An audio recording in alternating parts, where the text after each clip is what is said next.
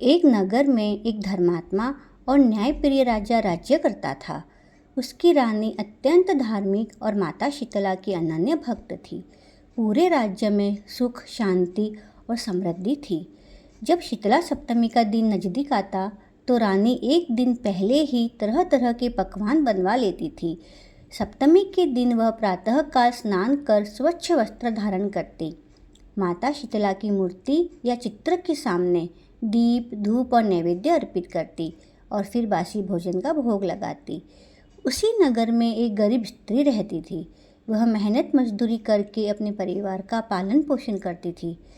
उससे इस व्रत का महत्व ज्ञात नहीं था। एक वर्ष शीतला सप्तमी के दिन उसने प्रातःकाल चूल्हा जलाया और ताज़ा भोजन पकाने लगी। उसी समय माता शीतला नगर में भ्रमण कर रही थी।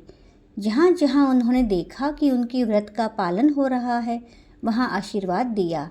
लेकिन जब वे उस गरीब स्त्री के घर पहुँची और देखा कि वहाँ चूल्हा जल रहा है तो वह अप्रसन्न हो गई।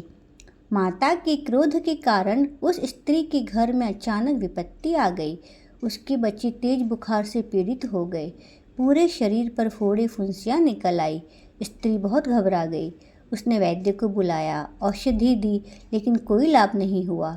अंत में वह रोती बिलखती नगर के मंदिर में पहुंची और पुजारी से सहायता मांगी। पुजारी ने ध्यान लगाकर कहा, तुमने शीतला सप्तमी के दिन चूल्हा जलाया है, जिससे माता शीतला अप्रसन्न हुई है। यदि तुम सच्चे मन से उनका व्रत और पूजन करोगी तो वे अवश्य प्रसन्न होगी। गरीब स्त्री को अपनी भूल का एहसास हुआ। उसने अगले वर्ष से विधि पूर्वक व्रत रखने का संकल्प लिया। उसने सप्तमी से एक दिन पूर्व ही भोजन बना लिया।